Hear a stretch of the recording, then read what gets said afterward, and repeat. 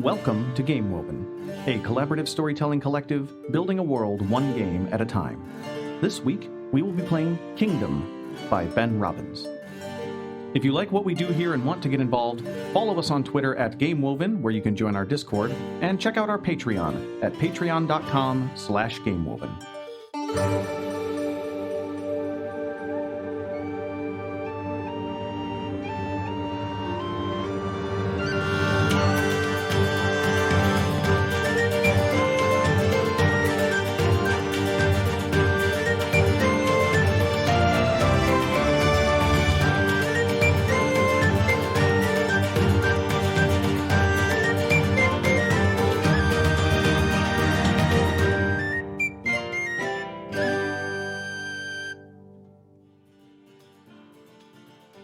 Previously on Game Woven, Jack took Circum's letter and left the orchard ready to begin a new life, just as Tristan predicted he would months before. In Vidashau, Henbit organized a state funeral for Leon. As friends, allies, and neighbors gathered to remember the fall in Blade Warden, Henbit used the opportunity to announce the construction of the Thunder Veins Forum, a place for gathering and sharing the knowledge and craft of Shaedal's corridor. Shortly thereafter, Baron Jack held a meeting at his home in Haggard Point to recommit himself to the collective cause. Henbit believes the best course of action is to rest, gather strength, and prepare. Tristan remains silent. The Berrywine Specter has appeared to shake them from seeming inaction and lead them to kill Circum. The letter that was written to Claudius is to the effect of... You're a bitch. No, it was 100% like... Basically, like, what it comes down to is he is attempting to defect, and he is offering his services to undermine the Undying Empire's efforts in Ernet, and to even potentially in the future continuing efforts forward, wants to exchange information but needs safe ways to meet, that sort of thing. And what it closes on is, the night we last saw one another, I was offered a choice, and I believe that you were too.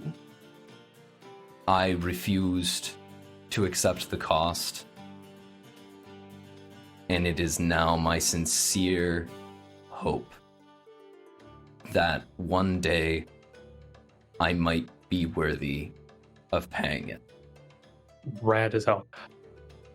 And so that's how he ends that letter, which has presumably gotten to Claudius and the Ramses. Yes. Maeve said I could fix him, and she did. I believe in her. So, who's Claudius shared this with? Literally as few people as possible. Yes. Oh, Claudius. Sorry, Claudius.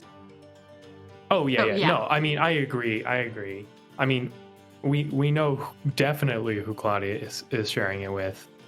And then probably it's just Claudia. It's probably just her and Jack, honestly. Yeah. Because he delivered the letter. Would Jack have had Zara as a go-between? Yeah, and Zara would be the go-between. Oh, absolutely. I just wanted whatever in that letter in the air, because I assumed it was something like this, just in case it had bearings on this scene. Which it does, because that completely changes the timbre of the Specter's insistence. Yeah, Jack and Zara just exchange a look, I imagine. I don't know who you are, but your name seems very apt. You are a specter of a time that is no longer needed. You are free to roam this countryside as you please, but know that if you make a move on Circum, that permission shall be revoked. And will pour the berry wine over the sword that was stabbed into his table. If that is all, you can leave. Sir Perrin snatches the sword. Queen Blythe was right. You're all weak. He sheaths it dons his mask again, turns away and leaves. Henbit downs the goblet of wine and steps up on the table, runs down the length of the table, and jumps to close distance. Oof, her 3 remaining tentacles, like vine tentacles, start whipping around and bundling Sir Perrin up. They kind of tumble and roll, and when they come up, I think they're actually like they're both lying on their side, so they're on equal footing, but the halberd willow frond that he'd been growing is wrapped around Sir Perrin's neck. Queen Blythe has been right about so few things. Sir Perrin kind of chokes out from the mask while he like starts to pull the frond away. He has like really nonsense kind of level strength right now as he just sort of pulls it off of his neck. Not about this. And he kind of like peels it off of his neck and starts to struggle to his feet. Yeah, I think Henbit rolls away and still has a semi-aggressive posture, stares him down, and says, "Why are you here? Why do you bear such loyalty to a monster?" He pulls open his tunic, revealing his bare chest, which still has like the telltale, really nasty, like gnarly black scarring of a dead steel blade stab wound. Mm-hmm. And he gestures down at it. It's not loyalty to Queen Blythe. Zara has been making eye contact with Jack, waiting for a sign that when do you want me to take him down? They have to be killed. All of them. I can't believe you're protecting one of them. Their leader. Either you agree to Circum being the last to go, or you do not leave this hall. Specter. What do you mean the last to go? You may kill vampires as you wish, but Circum dies when there are no other vampires left. There are plans going on far bigger than you know. This is madness. This is treason to your people, to the living. You don't know what they can do. This is politics, and I do. Bitch, I'm from Zalo. I know more than most. I lived a life of politics. I was Blythe's spy master, her secret keeper. I know all of this stuff. The time for that's over.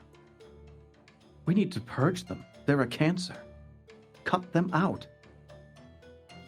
We wait to purge until we can get all of it. It's about acting smart. I have no more words for you. Let us see if your devotion is strong enough to keep you alive versus all of us. And I'll just pull out my blade and attack. I think Tristan is going to move for the first time and is going to actually block Jack with the bone blade made from the Leviathan's orbital bone. It has been carved into the shape of a khopesh, which is just the coolest fucking sword in history. Yeah, let's Yes. go! Tristan stops Jack and just kind of looks at him, doesn't say anything, just kind of like, give me a second. And just like immediately like relaxes after blocking it and looks at Perrin and just says, Blythe's dead. I already told you it's not about Blythe. Yeah, I get that. Our queen is dead. And we can let all the shit go with her. Not after what they've done. I'm sorry, young man. I don't care what you've seen.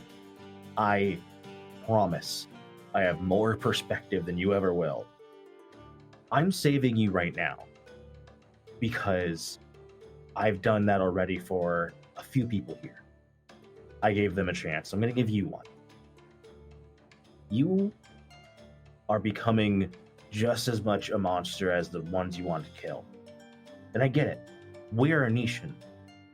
We kill monsters. We don't know much else. But there is more to be done. Just consider. Less blood, more effort. When you stab them, they don't bleed. But don't worry, you won't see me again. And he dusts himself off, and they turn and leave. Before he can leave, Zara. Everybody is before he can leaving this guy. Like, just... Yeah. No, Zara's just gonna huck a knife at him so the handle hit him in the back of the head. Why? To knock him out. Just to be rude? Just to let him know she could have.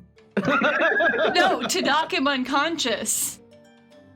Jack will see Zara about to do this and put out a hand on basically like mirroring what Tristan did to him, looking at Tristan and being like, yeah, it's just easier if you listen to the kid most of the time. You sure he won't make things worse out on his own? She's asking Tristan. Everyone gets one. She puts the knife down. As Perrin leaves, Henbit follows after them, just like frantically looking for a scrap of paper, writes a rune on it, and catches him outside to hand him this piece of paper. It has the rune that appeared in the tea leaves, thinking back to the Queen of Light's last stand, that healing rune that Henbit cast with the tea. He says, inscribe this to the inside of a mug, fill it with hot water, boil iris flowers, coat the wound with it daily, and then rub it with soil. Any soil will do. Soil from your homeland works better. Irises keep secrets. I recommend them. Berries seem to be your thing now. Also, a good option if you find yourself to be a sword, perhaps nettle or poison ivy. If you find yourself to be a shield, then bark. Cover the wound. It'll be a long process. It's not going to be comfortable, but keep it up daily, and don't go kill yourself for nothing. And then Henbit walks away. And that's how you graft. Perrin goes off into the wind. I just want to wanted to do a check-in real quick. I want to make sure people didn't feel like we were just like shutting down ideas just then. Yeah, sorry, Bree. Yeah. No, it's a good point. Well, her thought was to stop this guy from going out after Circum immediately. Mm-hmm. But I feel like she probably like exchanges a look with her Stella, like have one of your guys on him. He wasn't going to get knocked unconscious by that. He is undead. Mm-hmm. Yeah. He got hit with a dead steel blade, and only through the prayers of, I think it was Blythe or... It was the Silver Tongue, Celine. Oh, Celine, yeah. Wished Yeah. for safe Yeah. travels. That's right. That was the prayer. Yeah. You're so right. She ended up praying for safe travels in the domain of the goddess of travel, and so freed Sir Perrin from the thrall, but Sir Perrin did not survive. Yeah. Yeah, true. Sir Perrin's a revenant. Like, Mhm. Yeah, he made it with an asterisk.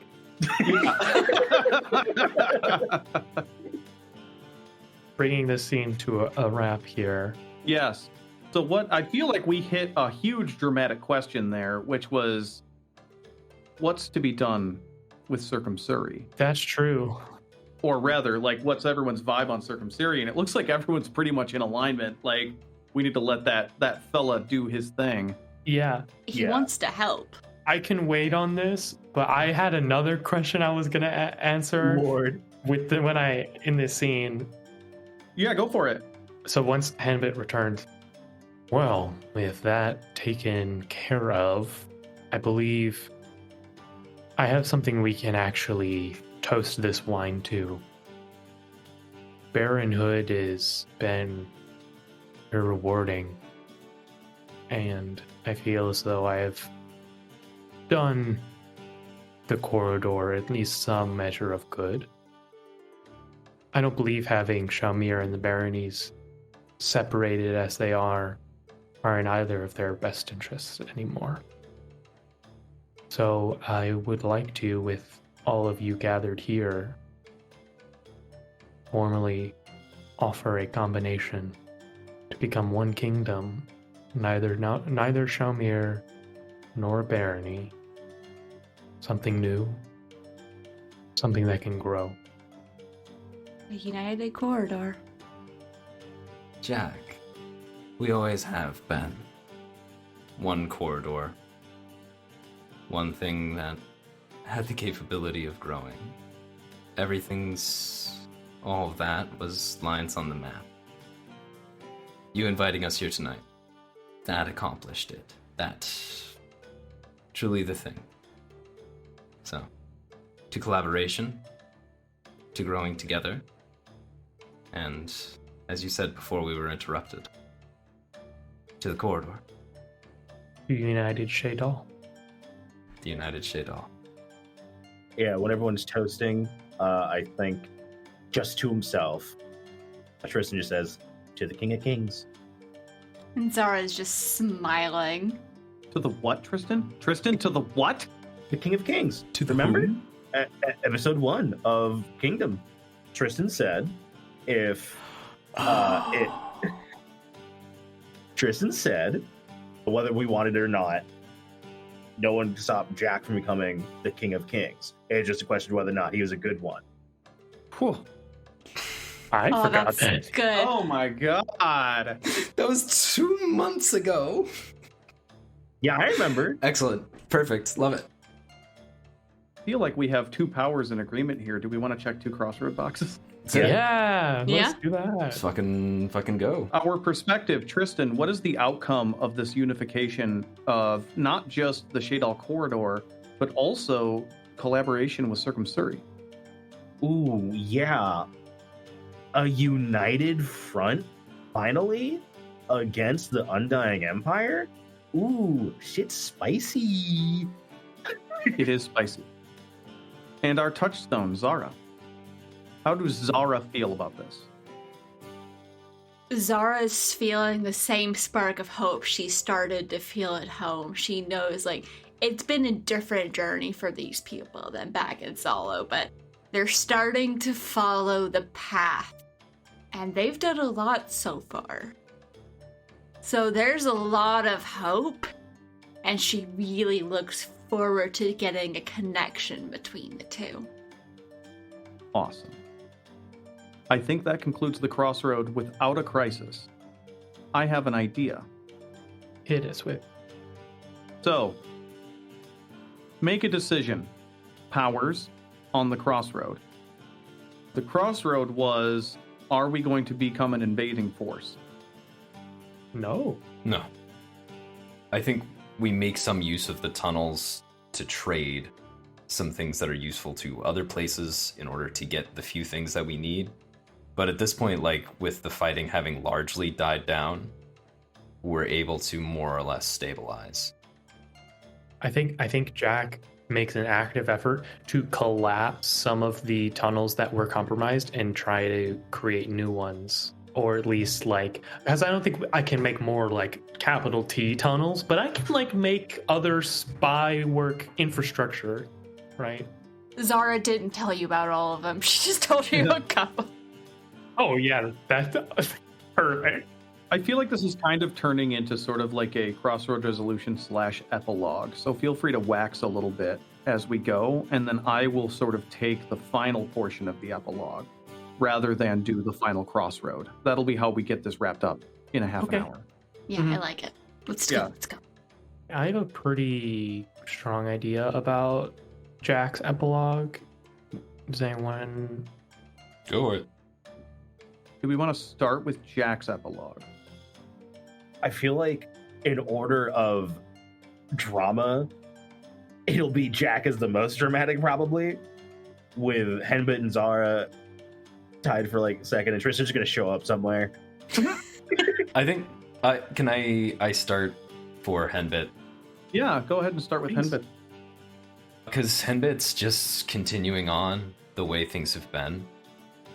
I think you see cuts away to a mug filled with hot water that has that rune that she shared with Sir Perrin inscribed on it, and picks up some soil and rubs it on her chest and takes the piece of the bark that Jakaran had sent her, and is slowly beginning the process of grafting that piece of bark over her heart. And then she goes out and goes to work. Spends a lot of time in Vidashau. Teaches, I think, at the forum, at the Thunderveins forum. It'd be a lot of people that we've seen before. Maeve is there teaching, and representatives of the Ramses are there talking about contract law. And it's a lot of, yes, there are people drilling. There's a range set up to practice with magic, but it's also food distribution. People come here for lunch. Henbit's here for lunch. And Vidashau is getting organized. And yeah, that's Henbit for this run. Zara is keeping busy, keeping in touch with the network of runners that I don't think she told anyone just how big it is. Also working a lot with Circum and any other like spies and informants that they have, working a lot with Jack and Henbit and everyone else. She's been getting news from home of something that's coming up, and is working on trying to see maybe we can get involved with that too. And wondering how many other places like this are starting to come together.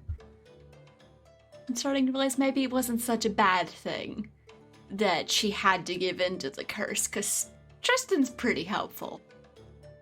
This is a conversation that Jack is gonna have with Circum, but it is also a letter which Henbit, Tristan, and Zara all receive, with more or less the same information. Also, briefly, in the scene of this conversation, Jack, in my head, you know, in like a show where there's like a character that looks kind of weird and like out of place, but as you keep watching the show, you just get used to it, right? Like in my head, that's kind of like, you know, like you're not like, every time they come on screen, he's like, oh my god, it's like, oh well, there's that character. That's kind of where Jack has been in my head, where like didn't look very super normal or healthy, but wasn't like monstrous. Jack now looks like just a very old man, like a person who has lived a very, very long life, but is coming towards an end to it. Zara's response to this has been, "Green looks good on you, you old geezer." God, my fucking knees. The last time I've had to worry about my knees. I told you, just drink the tea I've been giving you. God. No, it tastes bad. I'm not gonna drink it. It tastes way worse than rum. I'm not drinking that. That's why I've been putting it in your rum. You never notice. Speaking to Circum, the last time I had to worry about my knees and God, my eyesight, I refuse to wear glasses. There's gotta be some magical alternative. Perhaps a field of study for your new forums. Possibly. The last time I had to worry about any of this, I was marveling at my family's tree. It was one of the tallest, most beautiful trees you can imagine, on the top of a mountain, a small mountain nonetheless, on the coast, overlooking a small no-name village. It was perfect. And then one day that mountain erupted. Magma burnt the entire countryside down, and those that survived blamed us, the Verdreen, for not noticing such a natural disaster coming. And, well, at the time I felt I had the choice of either standing up and dying or agreeing. And so I helped drive what remained of my people out. And then I went fallow. I became as dead as that volcano I watched the survivors build Haggard Point around. I guess I had just convinced myself that if I was the one calling the shots, that I couldn't be the worst option. If I kept going, I could at least be the second worst option. Mm-hmm. And you make sacrifices. You make compromises. You do horrific things to protect the people you care about. And then you watch them all grow old and die. And there you are, still alive. I know the story. It's not one I care for myself. Long ago and far from here. Now your time grows short. I think wherever you are you guys inside, outside? I figure we're at Haggard Point. I was imagining us intrusively came in just sitting on like a balcony playing like chess Mm-hmm. Gotcha. or an equivalent of like a war game. Yeah, you hear a knock at the balcony door. Jack just sits there and waits. You hear another knock. And you hear a voice that isn't Tristan's go, hello? Oh, I'm so sorry, and I open the door. As you start to get up, Circum kind of like waves you back down and gets up and gets the door himself. You see just like some random like middle-aged like woman. Hello? Is there a Jack here? Yes.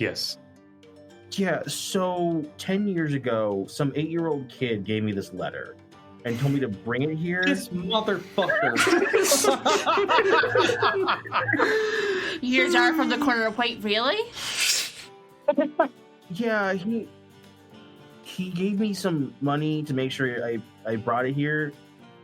He just said that this letter would be important. No, I thank you very much, ma'am. You've done us all a great service.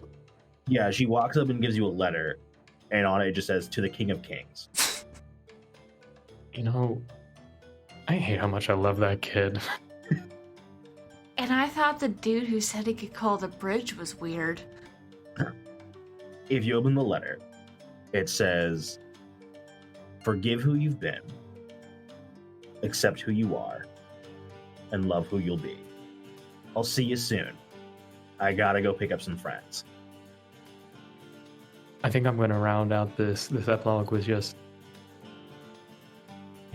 it's funny.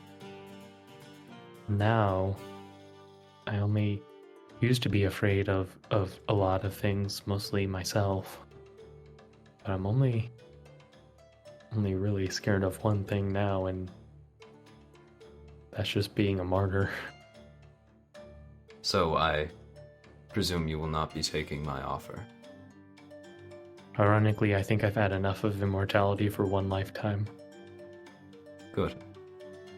A wise choice.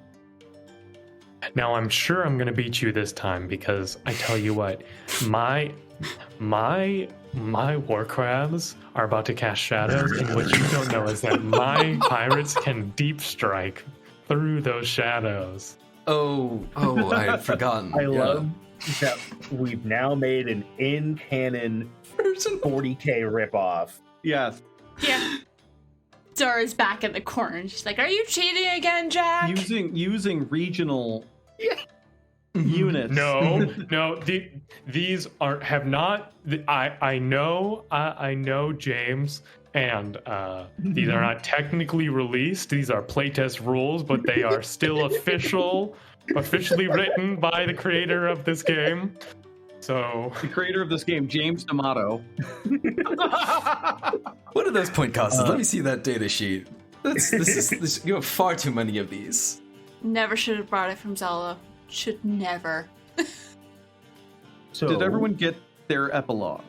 I didn't. Aha, let's see Tristan. Tristan's epilogue. So, somewhere on the outskirts of Ernet, there are a few creatures and soldiers left listless after the death of Blythe, all left with arrows in their hearts and waiting new orders. Tristan finds them.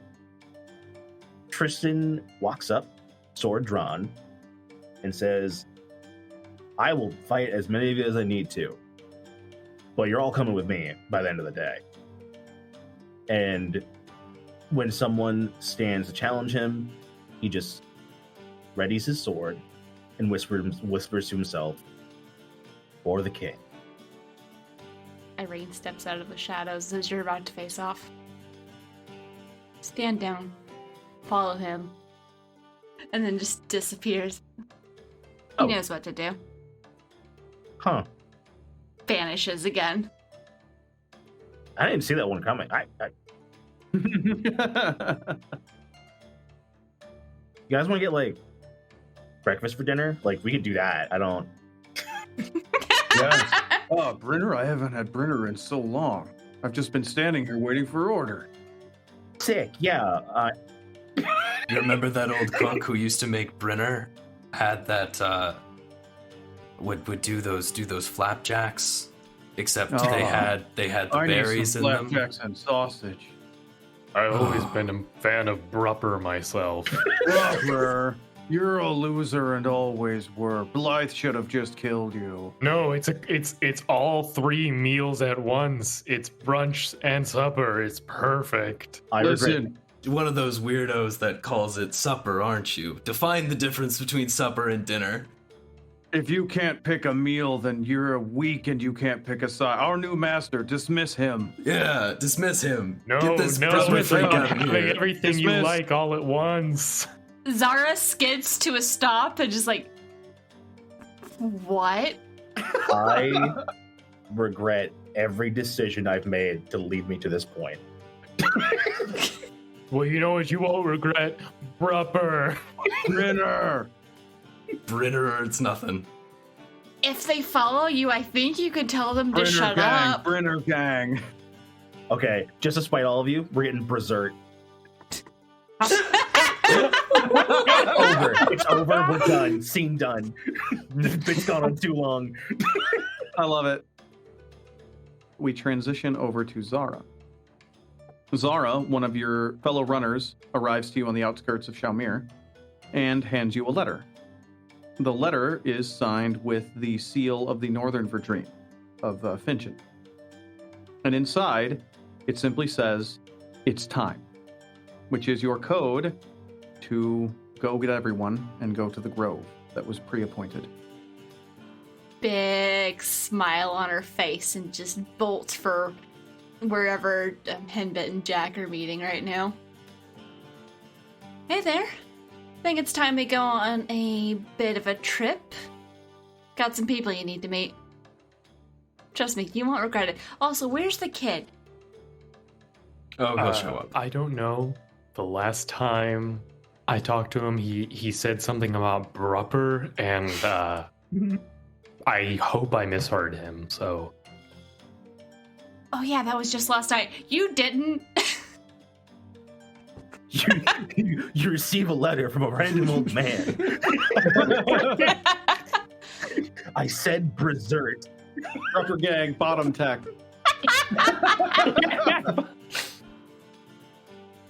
There was a pre-established grove just outside of Shaumir that was going to be the declared meeting place. Zara, you lead. It's just, so we've got Zara, Jack, and Henbit. Is Tristan not? Well, I guess if Tristan's gonna crash, you just show up. You know the drill. We all know the drill. Uh-huh. But it's outside, so there's no doors to knock on. I just Damn. need you to know that. Gotcha. Arriving at the grove, it is pleasant and covered in flowers. There's also no one here currently. The canopy is thick, beautiful, deep green. The air, the scent is pleasant. More pleasant than Ernette usually deserves. After a few moments waiting, just listening to the birds, finally a shadow descends over the lot of you as what appears to be a dais begins to descend from the canopy of the trees. The dais has roots growing out of it, cracking through it, and sort of gripping around it. And finally, descending, sitting on top of the dais from like a ton of vines, is Henbit's father, the old green sage. His legs have solidified in a kneeling posture on the dais and have become bark and wood-like. In fact, you can see that a great deal of his form has begun growing through the dais. His flesh is like a very, very deep, deep green, like a very dark green, but the fronds on his tentacles are beginning to show a significant amount of orange. You can see that this is the telltale sign of a Verdreen in very old age. And he hovers about 2 feet above the ground before he stops and he looks at Henbit, and finally, after a very long pause, he sort of looks up, his mossy beard swaying, and he simply says, "Seed of my seed and bud of my bud, it is good to see you again, my dear Henbit. And who have you brought with me?" It's, Jakaran, father. He's Karen. He's regrown. Gone fallow, have you? For a spell, it seems time has not been as kind to me as it has to you, Uncle. Come, let's have a look at you. My eyes aren't as good, you see. Yeah, I walk up and embrace. He takes his like tentacles and just starts like rubbing like all over your face and kind of the rest of your form, like just getting a sense for your whole situation. I'm afraid it's terminal. You really are an impulsive twit, aren't you? Sorry, just giggles in the background. Some old dogs don't learn new tricks, huh? No. That's why I've been spiking his rum with medicine. That's why it tastes weird. The medicine won't do him any good. It's what's in here. And he taps your chest with a vine a few times. Tap, tap, tap. Ah. Call me Uncle no longer. And Henbit, your father, I am no longer to you. I have gone root-clutched. My days of parenthood, my days of being family are past. I am a living ancestor now. The Verdreen, when they begin to die, their legs take on a tree-like form, and they start to root themselves into the ground, and the roots pull them under the earth, where they slowly decompose. This is not to them a painful process at all. It actually feels kind of good, as like they just start to sort of like fall apart. It kind of feels like scratching an itch. It's a pleasant sensation to them. Mm-hmm. It's very strange. So in a lot of cases, an older Verdreen, like a Verdreen grandparent, will actually go into the Verdreen family garden and then sit for a week or so and just like tell stories and drink tea, and then one day they're just gone, and then underneath their feet is a patch of flowers. They call that root-clutched. And during that time, they no longer consider themselves as even alive. Mm-hmm. To the old green sage, he has already died. What he's done is to prevent himself from sinking into the ground, is he's done what's kind of considered in Verdreen society as either very blasphemous or kind of an act of divine love. He has prevented himself from dying by attaching himself to a dais so the roots can't grow down into the earth, so that he could come talk to you one more time. Some people think that's really fucked up. Yep. And some people are like, wow, that's amazing. Mm-hmm. I think Zara's tearing up a bit in the background. I would say so is Jack and is Henbit.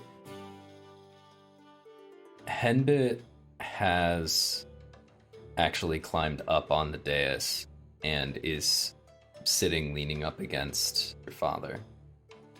Kind of like back to him, like you would lean up against a tree.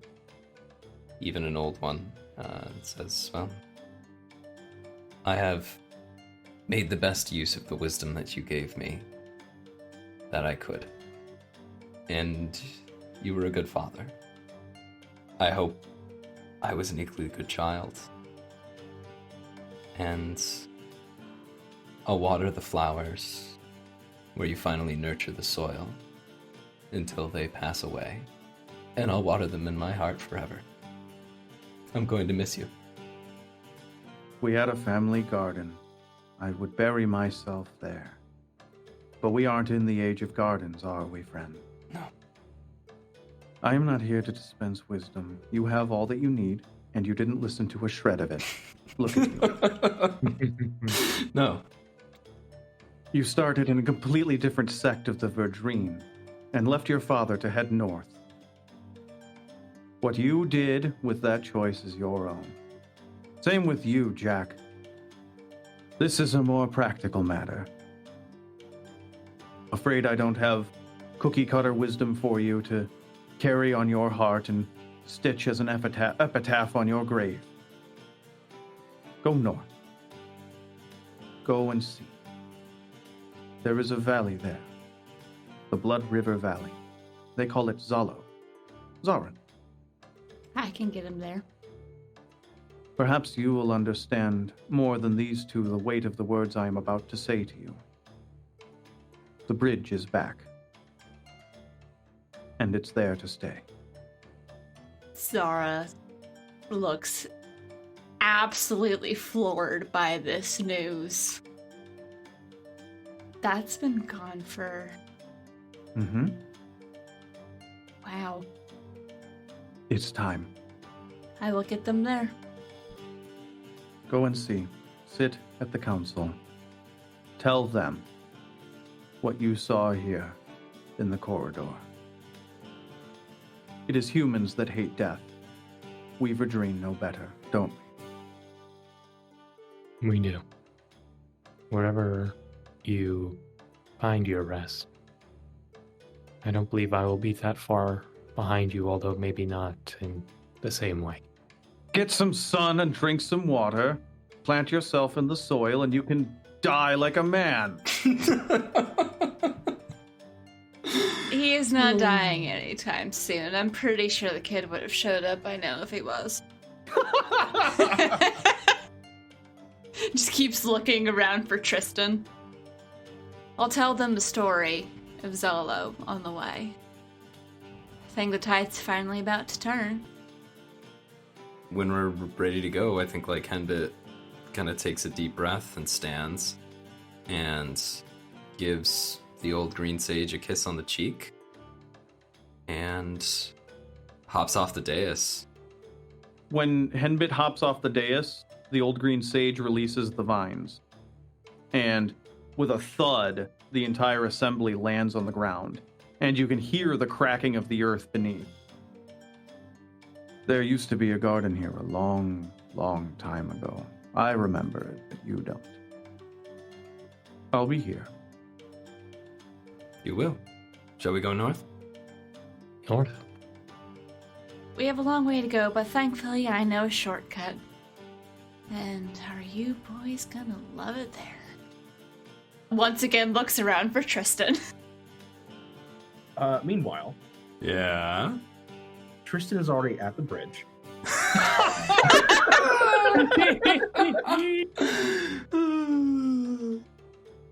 He's just fishing, and I think Can we get that as a No. mid-credits? Like as a mid-credit?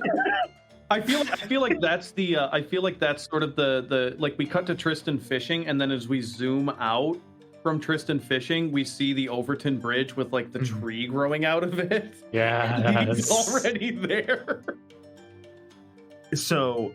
Tell me if this is a stupid thought, because did we ever establish why the bridge came back aside from it just kind of did? It just kind of did, and time. it brought the Overtonians with it. Yeah, that's what I thought.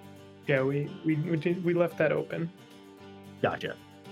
So Tristan's fishing on the bridge, and he puts the rod down and pulls out from behind him the old bridge caller's staff that he knew where to find. No way. Oh my god. What if Tristan's fishing rod? Is the bridge caller Yeah. staff? I was considering it, yeah. Yeah, I think that'd be very funny. Like That'd be hilarious. it's like when you get to the edge of the fishing rod, you see like whatever like gem or like gnarled bit is the is the end of the bridge collar staff. I also picture like when Zara gets Jack and Henbit down into the tunnels. There's another runner there. We have like these little sleds behind us, and we're like, hop on, it'll be faster. Oh my god, the So runners! you just You can do an Iditarod, but with people. Yeah. Incredible. That's outstanding. That was Kingdom by Ben Robbins. Played, I think we got it about 75% right. Yeah, I think so. I mean, Yeah, we we did got a pretty good justice. I think we we got did the great. Ben important Robbins, bits. that was a wonderful game. Very cool, very thought-provoking. We brought a lot of drama to it. mhm. Oh no, this game slaps. Yeah. Oh, yeah. I'm playing it again. This game's great. I'm playing it again for something. Yeah, there's This is a very game woven game, and I'm very grateful we got to play it. it is super weavy. I especially like the interplay between the power perspective and touchstone. That just Yeah, very it just clever. writes itself. It feels like if we had done one more crossroad, Jack would have tried to give up his power status because he didn't want it, but he wouldn't be able to, which I think would have been very funny. I felt like that was a direction that we were going. I feel like you could play Kingdom like once a week and you would just never stop. You could just keep rolling Crisis Crossroad, and just keep rolling them into each other. It's very cool. Yep. Thank you all just for listening. whole campaign. That was very long and it was very good, and you all liked it.